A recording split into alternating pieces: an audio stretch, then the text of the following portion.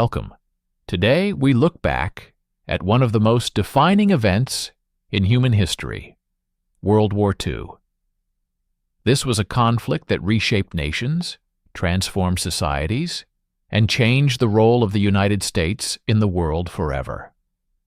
What follows is not a story of heroes and villains alone, but a record of decisions, sacrifices, and consequences that continue to shape our present. This is the story of World War II. B-17 Flying Fortress, the aircraft that took America to war. When the United States entered World War II, it did not yet possess an aircraft capable of carrying the war deep into enemy territory with consistency and survival. Europe was already burning, cities were being bombed nightly, and air power had proven itself as a decisive force. American military planners believed that the future of war would be decided from the air, but they needed a machine capable of surviving the most hostile skies on Earth. That machine would become the B-17 Flying Fortress. The origins of the B-17 began before the war itself. In the mid-1930s, the U.S. Army Air Corps sought a new heavy bomber capable of flying long distances, carrying large bomb loads, and defending itself without constant fighter escort. At the time, this idea was revolutionary. Bombers were considered vulnerable, slow targets. Boeing engineers envisioned something different, a bomber that could fight its way to the target and back. The prototype first flew in 1935. It was large, four-engined, and unlike anything the Army had seen. Early tests revealed impressive range and altitude, but also technical issues. During a demonstration flight, the prototype crashed due to pilot error, nearly ending the program. Many believed the project would be canceled. Instead, the Army ordered a limited number of aircraft, quietly recognizing its potential. As war erupted in Europe, American observers watched closely. German bombers devastated cities. British crews suffered horrific losses flying at night. The question was clear. Could a bomber survive daylight missions over heavily defended territory? The United States believed the answer was yes, if the bomber was strong enough, fast enough, and armed enough. The B-17 embodied this belief. It was equipped with multiple machine gun positions covering nearly every angle of attack. Gunners defended the aircraft from nose, tail, top, bottom, and sides. Its aluminum structure was designed to absorb punishment. Crews began calling it the Flying Fortress, a name that would become legend. By the time America entered the war after Pearl Harbor, the B-17 was ready, but untested in true combat. Factories rushed to produce aircraft, crews trained intensively, learning to fly in tight formations that allowed overlapping defensive fire. The theory was simple and terrifying. Bombers would protect each other, forming a moving wall of guns in the sky. In 1942, the B-17 was sent to England as part of the 8th Air Force. Its mission was unlike anything attempted before. These bombers would fly in daylight over occupied Europe, deep into Germany itself. They would attack factories, rail yards, oil refineries, and aircraft plants. They would face flak, fighters, weather, and physics at extreme altitude. The men who climbed aboard these aircraft were often barely out of their teens. Pilots, navigators, bombardiers, gunners, 10 men per plane. They knew the statistics. Early missions revealed brutal truth. Survival was not guaranteed. Losses were heavy. Some crews never returned from their first mission. Yet the B-17 kept flying, shot full of holes, engines on fire, tails missing, wings damaged. Aircraft limped back across the channel when logic said they should have fallen. Stories spread quickly. through the airfields, planes returning with half a wing, bombers landing without brakes, crews alive when nothing made sense. The Flying Fortress became more than a machine. It became a symbol of endurance, of industrial power, of a nation learning how to wage modern war. But the war was just beginning. The skies over Europe would soon turn into the most dangerous battlefield of World War II, and the B-17 would be at the center of it. Baptism of fire. The B-17 faces the skies over Europe. When the first B-17 Flying Fortresses began combat operations over Europe in 1942, American air crews entered an environment far more lethal than anything they had trained for. The theory behind daylight precision bombing was about to collide with reality. German air defenses were layered, experienced, and unforgiving. Anti-aircraft guns ringed cities and industrial centers, while veteran Luftwaffe fighter pilots waited to intercept the incoming bombers. Early missions were limited in scope. Targets in occupied France and the Low Countries allowed crews to gain experience without flying too deep into Germany. Even these missions were dangerous. Flak bursts exploded in black clouds around the formations, rocking aircraft violently. Shrapnel tore through fuselages, severed control cables, and wounded crewmen. Crews quickly learned that flak could not be outrun. It had to be endured. German fighters soon followed. Messerschmitt Bf-109s and Focke-Wulf FW-190s attacked aggressively, diving through formations at high speed. The Flying Fortress was heavily armed, but it was not invincible. Gunners fought back, firing thousands of rounds while trying to track fast-moving targets in freezing temperatures at altitudes above 20,000 feet. Frostbite was common. Oxygen masks froze. Hands went numb. Fear was constant. As missions pushed deeper into Germany, losses increased sharply. The German air defense system was designed to bleed bomber formations over time. Fighters attacked in coordinated waves, forcing bombers to maintain tight formations even as aircraft were damaged or falling behind.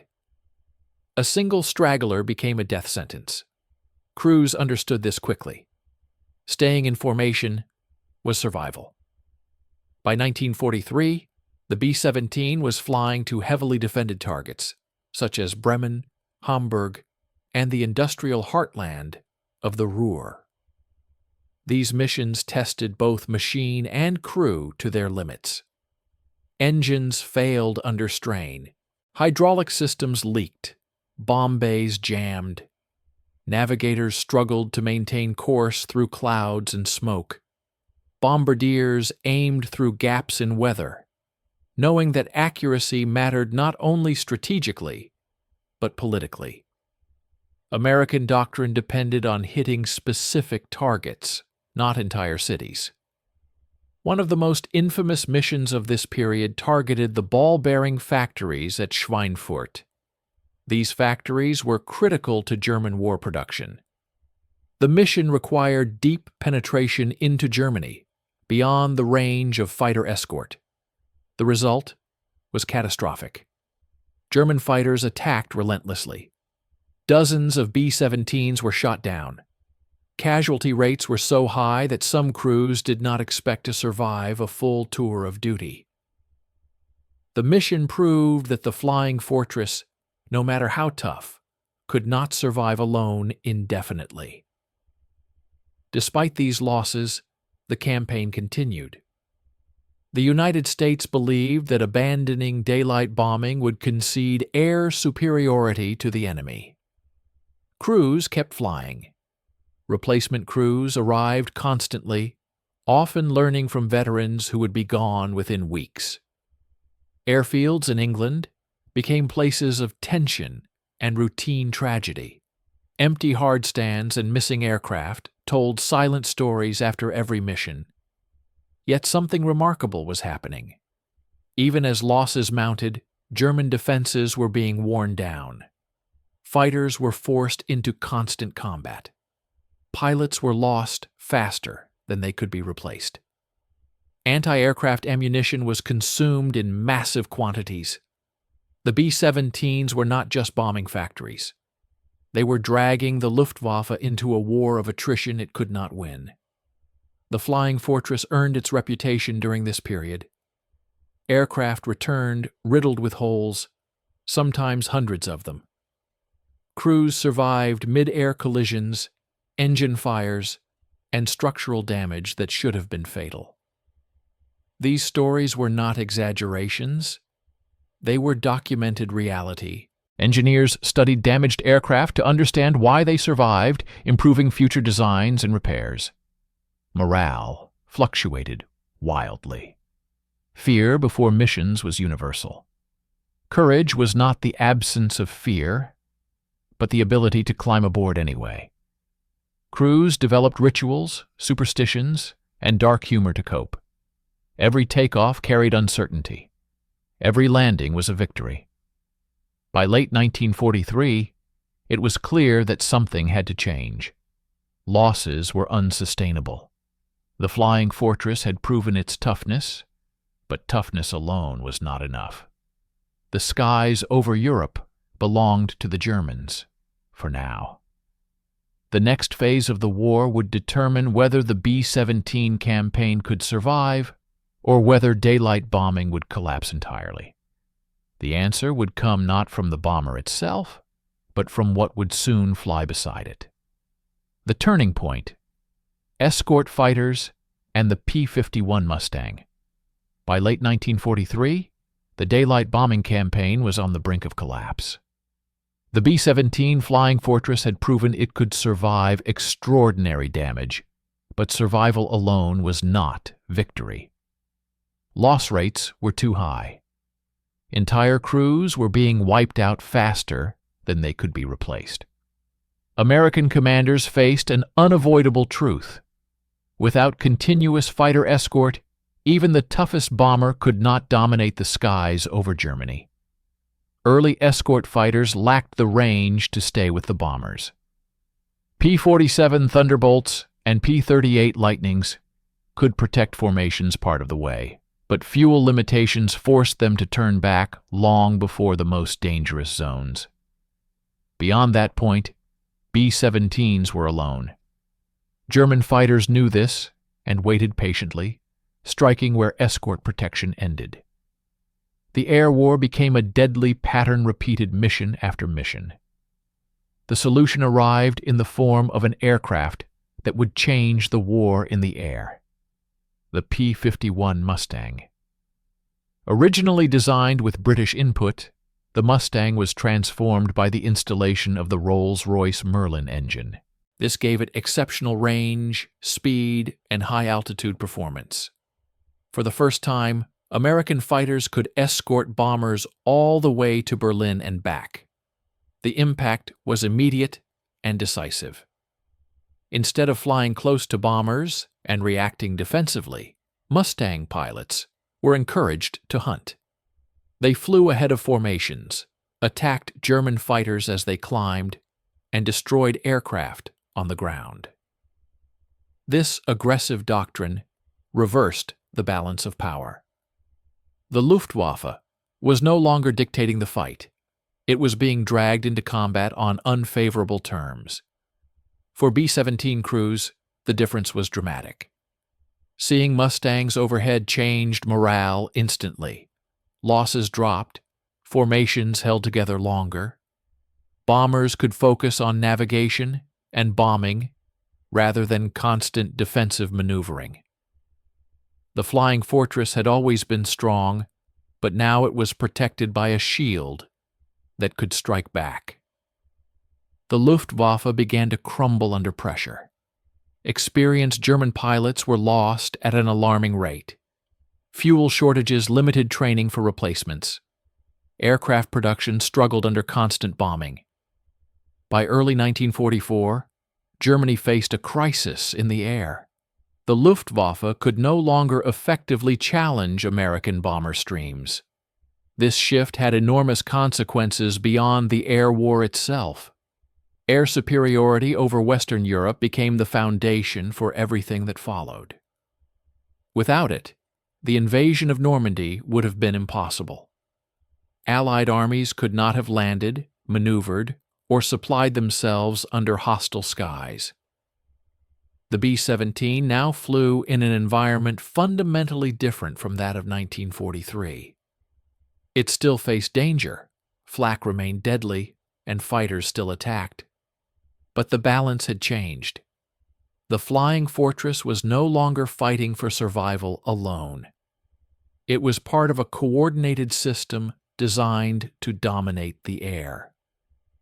Crews still feared every mission. They still watched empty positions in formation, where aircraft had been moments before. But now there was a sense that the campaign could be won. The bombers were no longer bleeding without purpose. Each mission weakened Germany further, bringing the end closer. The arrival of long-range escort fighters marked the true turning point of the strategic bombing campaign. It did not make the war easy, it made it winnable. For the B-17, this was the moment when it transitioned from a symbol of endurance into a true instrument of victory. The most dangerous missions were still ahead: Berlin, Leipzig, Munich.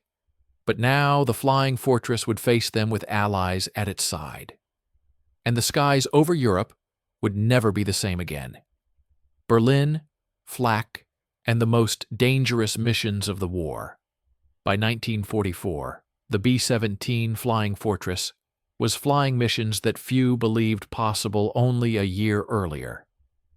With long-range escort fighters now accompanying the bombers deep into enemy territory, American commanders turned their attention to the heart of Nazi Germany itself. Berlin became the ultimate target. More than a city, it was a symbol of German power, industry, and political will. Reaching it meant flying farther than ever before into the densest air defenses of the war. German planners understood the importance of Berlin and built its defenses accordingly. Hundreds of anti-aircraft guns surrounded the city, arranged in overlapping rings. Heavy flak batteries fired shells the size of small barrels, timed to explode at bomber altitude. The sky above Berlin often appeared filled with black bursts, so thick that crews described flying through walls of fire. Flak was statistically more dangerous than fighters at this stage of the war. It did not chase or miss out of fear. It simply filled the air with steel. A B-17 struck by flak could lose an engine instantly. Shrapnel tore through wings, cockpits, and bomb bays. Control cables were severed. Crewmen were wounded or killed without warning. Navigators and bombardiers sat in the nose, the most exposed position in the aircraft, watching explosions blossom directly ahead. The aircraft shook violently with each near miss. Crews later said the noise alone was enough to drive a man mad. Despite the danger, missions to Berlin continued. American strategy demanded it. The goal was not just to destroy factories, but to force the Luftwaffe to defend its capital again and again. Each sortie dragged German fighters into the air, where they were increasingly outmatched by American escorts. The cost to bomber crews was severe, but the cost to Germany was greater. Flying to Berlin pushed crews to the edge of human endurance. Missions could last 8 to 10 hours. At altitude, temperatures dropped to minus 50 degrees Celsius. Oxygen systems were critical, and any failure could be fatal. Frostbite was common. Crewmen urinated into tubes that often froze solid. Wounded men sometimes froze before they could be treated. Formation discipline was essential. Bombers flew in tight boxes to maximize defensive fire and bombing accuracy. Any aircraft that fell behind due to damage became a target. German fighters still attacked, often using head-on passes that gave gunners only seconds to react. Collisions were not uncommon. In crowded skies, damaged aircraft sometimes struck each other while trying to hold formation. Berlin missions were psychologically crushing. Crews knew the reputation. They counted how many times they'd flown there and how many missions remained in their tour. Many did not expect to survive. The tension before takeoff was palpable. Silence dominated briefing rooms. After missions, crews counted empty bunks and missing aircraft, knowing exactly what that meant. Yet the B-17 kept returning. Aircraft landed with entire sections of fuselage missing. Bombers flew on 2 engines, sometimes even 1. Some landed with landing gear that would not deploy, skidding down runways in showers of sparks. Ground crews worked through the night to repair damage, patching holes, replacing engines, and preparing aircraft to fly again within hours. The cumulative effect of these missions was devastating for Germany. Factories were destroyed repeatedly. Transportation networks collapsed. Most critically, the Luftwaffe was forced into constant combat. Experienced pilots were lost in battles they could not avoid. By mid-1944, Germany no longer had the air power to defend its skies effectively. For the B-17 crews, Berlin symbolized the most dangerous phase of the war. It was where courage was measured not in dramatic action, but in endurance. Getting into the plane again after seeing friends not return required something deeper than bravery. These missions broke the back of German air defense and paved the way for Allied ground forces. When American and British troops landed in Normandy, they did so under skies largely controlled by the Allies. That control was earned at 30,000 feet over cities like Berlin by bombers that refused to stop flying. The flying fortress had faced the worst the enemy could offer and survived. But the war was not over. The B-17 would soon shift its focus from strategic targets to direct support of the final advance into Germany itself, and the cost would continue to be paid in blood, metal, and memory.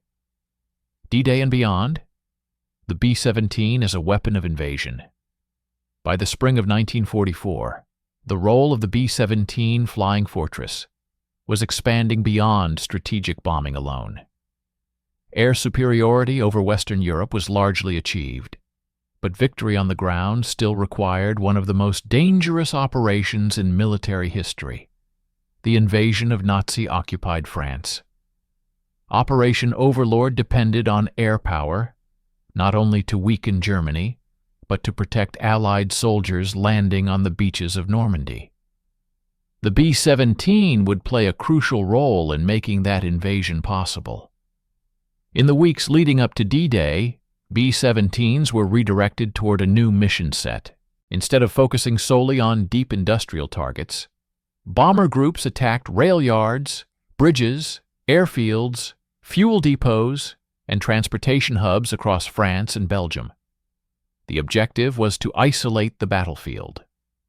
German reinforcements needed trains, roads, and fuel to reach Normandy.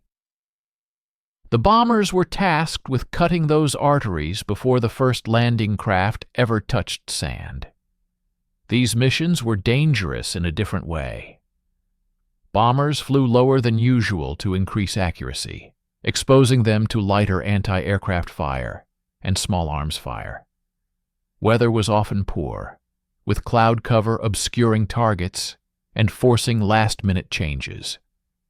Bombardiers had seconds to identify targets before release. Precision mattered. Hitting the wrong target could harm civilians or alert German commanders too early. On June 6, 1944, the B-17 was in the sky before dawn. As Allied troops crossed the English Channel, bomber formations moved ahead of them. Their mission was to strike coastal defenses artillery positions, and strong points overlooking the beaches. The scale was enormous. Hundreds of bombers flew in coordinated waves, dropping thousands of tons of bombs in support of the landings. Results were mixed. Some bombs missed their targets due to weather and smoke. Others struck accurately, suppressing German positions and disrupting communications. What mattered most was the overall effect. German commanders were confused. Movement was slowed. Reinforcements were delayed. Air superiority prevented large-scale counterattacks during the critical first hours of the invasion. In the days following D-Day, B-17s continued flying missions in support of ground forces. They attacked German troop concentrations, supply depots, and transportation networks deeper inland. This marked a shift in doctrine. Heavy bombers, once dedicated almost exclusively to strategic targets, were now being used in coordination with advancing armies. The war was entering its final phase. As Allied forces broke out of Normandy, the B-17 returned increasingly to deep strikes inside Germany. Oil refineries became priority targets. Without fuel, German tanks could not move, aircraft could not fly, and factories could not operate. These missions proved devastating. German fuel production collapsed in late 1944, crippling the Wehrmacht during critical battles such as the Battle of the Bulge. Despite Germany's desperation, the danger to B-17 crews did not disappear. Flak remained lethal. German fighters still attacked, often using desperate tactics. Some pilots rammed bombers, others launched rocket attacks from a distance. Even as the war tilted decisively toward the Allies, bomber crews continued to die on missions flown after victory was already inevitable. By early 1945, B-17s were flying almost daily. Targets included cities, bridges, rail lines, and remaining industrial centers. The bombers helped paralyze German movement as Allied armies advanced from both east and west. In many cases, bomber strikes directly preceded ground assaults, weakening defenses and saving lives on the ground at the cost of lives in the air. For the men inside the flying fortress, D-Day marked a moment of grim pride. They knew their missions were directly connected to soldiers fighting and dying below. The bomber was no longer just a strategic weapon aimed at factories. It had become an integral part of combined arms warfare, shaping the battlefield hour by hour. As Germany collapsed, the B-17 had proven its versatility. It had bombed cities, factories, oil fields, railways, and frontline positions. It had carried the war into the enemy's heart and supported the liberation of Europe from the skies.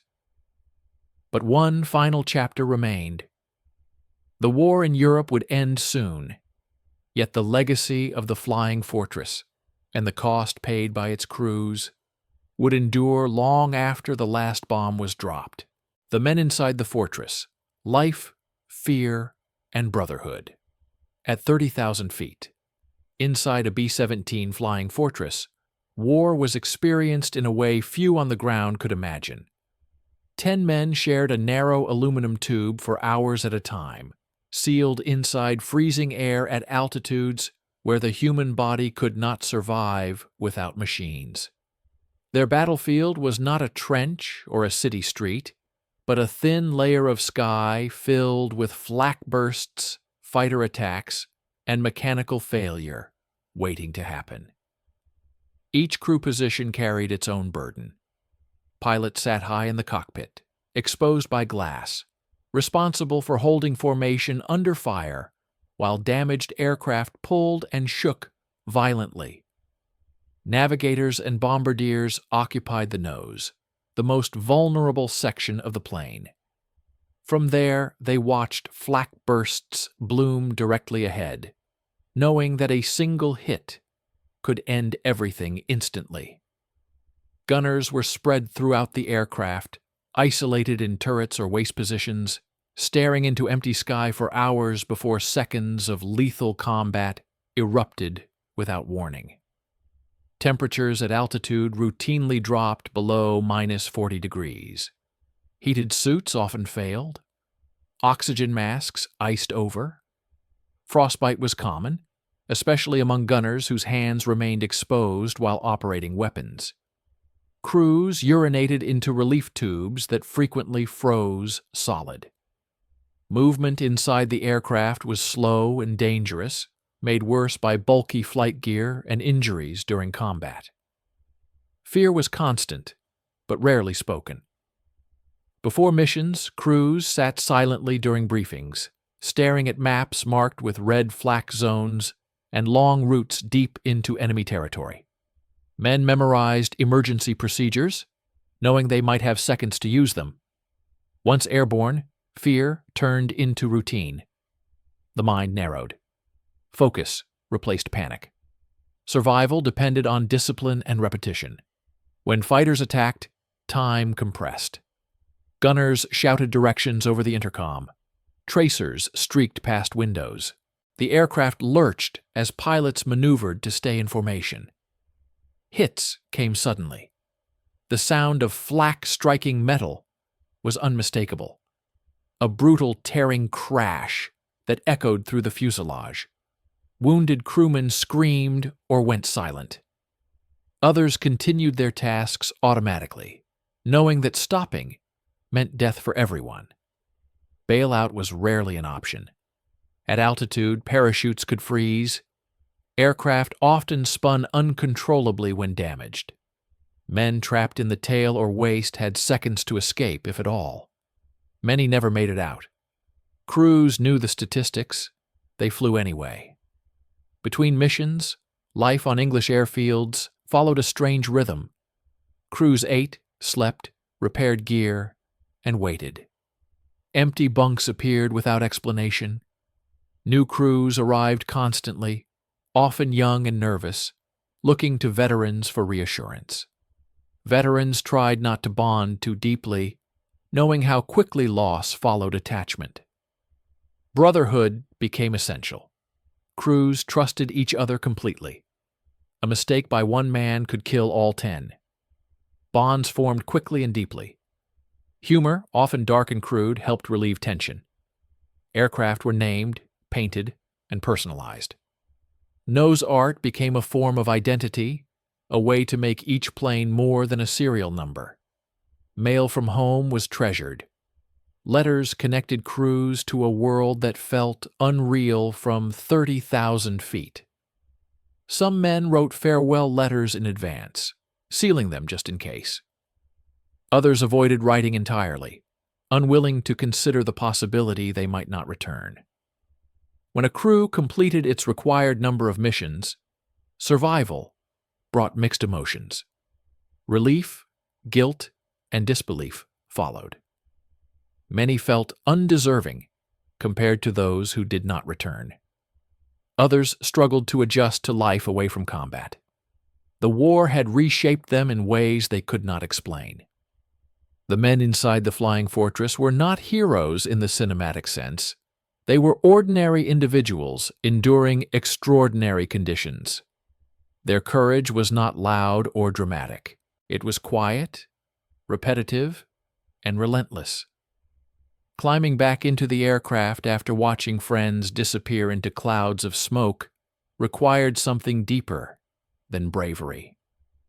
The B-17's legend was built not only on aluminum and guns, but on the men who filled its empty spaces with fear, discipline, and loyalty. Their experience defined the reality of strategic air warfare, a reality measured not just in targets destroyed, but in lives carried through hostile skies again and again. The war was nearing its end, but for the Flying Fortress and its crews, the final missions would be no less dangerous than the first. The final missions, Germany's collapse and the last flights of the Flying Fortress. By early 1945, the air war over Europe had entered its final phase. The skies that once belonged to the Luftwaffe were now dominated by Allied aircraft. For the B-17 Flying Fortress and its crews, this did not mean safety. It meant flying deeper, more frequently, and against a collapsing enemy that was still deadly. The war was clearly being won, but the cost continued to be paid one mission at a time. German industry was in ruins. Oil refineries had been devastated, rail networks shattered, and aircraft production severely disrupted. Yet the B-17s kept flying. Bridges, marshalling yards, troop movements, and remaining factories were targeted relentlessly. The goal was no longer just to weaken Germany, but to prevent any organized resistance as Allied armies advanced from west and east. Bombers now flew in support of a rapidly moving ground war. Flak remained the greatest threat. Anti-aircraft guns were still active around cities, river crossings, and defensive positions. As Germany lost aircraft, it relied more heavily on ground defenses. Crews continued to face sudden explosions at altitude, violent shaking, and deadly shrapnel. Many aircraft were lost in the final months of the war, not to fighters, but to flak that showed no mercy even as Germany collapsed. German fighter resistance became increasingly desperate. With fuel shortages crippling training and operations, pilots were often sent into combat with minimal preparation. Some flew outdated aircraft. Others launched head-on attacks or fired rockets from long range, hoping for a single lucky hit. In rare cases, pilots rammed bombers intentionally. These tactics reflected desperation rather than strategy, but they still killed crews. For B-17 crews, the psychological weight of late-war missions was unique. They knew victory was inevitable. They could see Allied armies advancing on maps during briefings. Yet they also knew that dying on a mission flown weeks before the end would mean never seeing peace. This knowledge did not reduce fear, it sharpened it. Every takeoff carried the cruel possibility of being one of the last to die. As Germany's infrastructure collapsed, bomber missions increased in frequency. Weather remained a constant enemy. Clouds obscured targets, icing formed on wings, and navigation remained difficult. Bombardiers still aimed through broken skies, releasing bombs by instruments when visibility failed. Precision remained important even in the final days, as civilian casualties and friendly fire incidents were still risks. World War II reshaped the world we live in today. Its victories, losses, and lessons remind us of the cost of global conflict and the value of cooperation.